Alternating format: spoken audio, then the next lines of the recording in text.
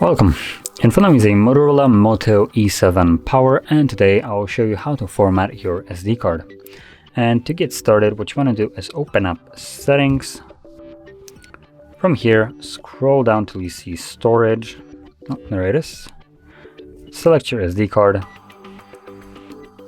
And tap on the three dots and go to Storage Settings, where you will find the option to format it. Click on it.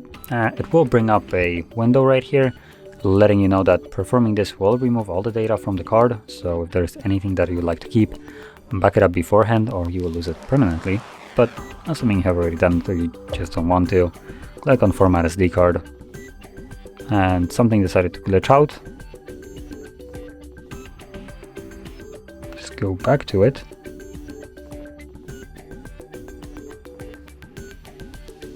Unless it just performs it and closes it after it's done.